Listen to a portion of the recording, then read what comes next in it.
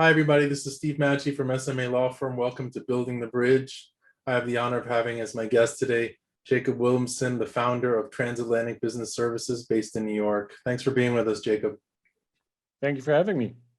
So we both work a lot with international corporations and clients, and there's always this question of corporate formation. What is the preferred way? What are you seeing, and what kind of recommendations do you give your clients? Yeah, what we typically do ourselves, I would say 95% of the cases, we end up with a C corporation.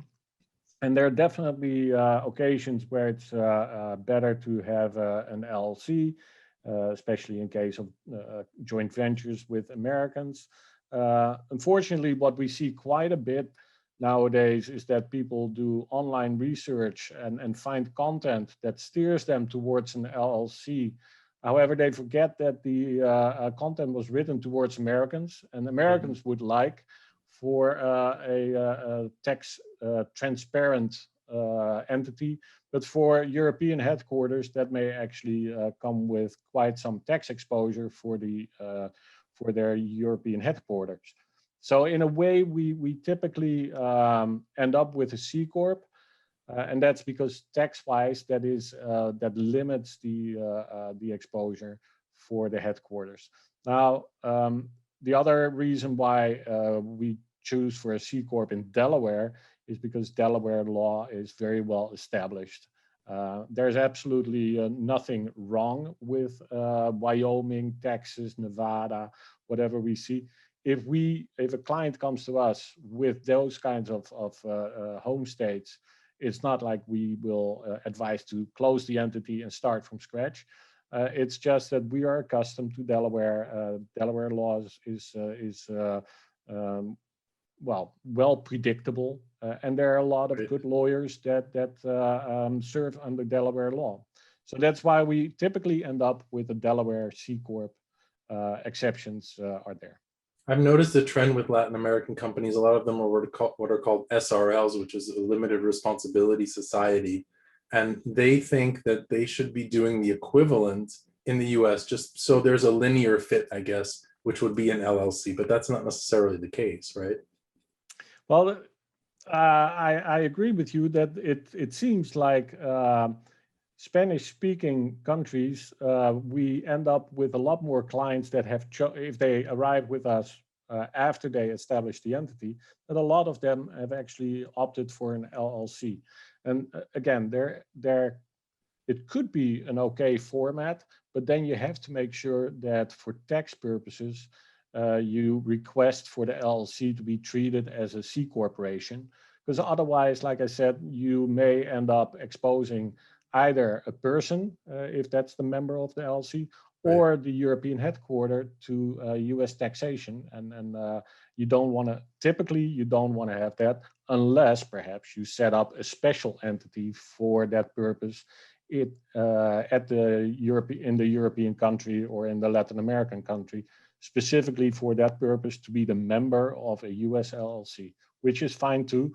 But then we're talking about much more complicated tax structures, and you wanna definitely get a professional involved in those kinds of structures.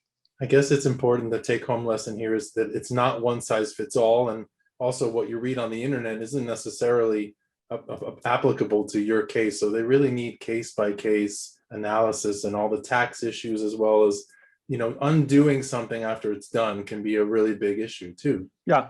Yeah, and you're absolutely right. If you Google setting up an entity in the US, you'll get the LegalZooms of this world, who may even sell an S corp as a solution. And there are different flavors, but an S corp is technically only possible for an entity or for a person with a US background, either a US citizen or a green card holder. So it's definitely something that you have to take into account. If you do the research online, always consider who they wrote it for. And they may not have written this for a Latin American or European reader. And also what their interests are, because if their strength is just doing LLCs, then they're going to be driving all their public or their potential clients in that direction, right? No, absolutely. Plus, they may lure you in with very inexpensive rates for a beginning year, and try to keep you on board. However, charges go up in subsequent years. So I would always say hire a professional who really is experienced in setting up international or US subsidiaries for international headquarters. Now, Tabs has done this for hundreds and hundreds of clients over the years. So if somebody's interested in setting up their entity, now they know how incredibly important it is. And it's also true for immigration purposes, they need to set it up correctly. How do they get in touch with you to talk about these first steps and to weigh all these different possibilities? Yeah, they can always contact us at bizdev@tabsinc.com, and they will provide it as well in this video. But most importantly is we're always happy to have a non-obligation call with you, no strings attached, and we'll always be happy to help you with your first steps. Because like you said, it's going to be harder to correct matters than to do them right in the first place. Absolutely. Thanks so much for your time and your knowledge, Jacob. You're welcome. Thanks so much.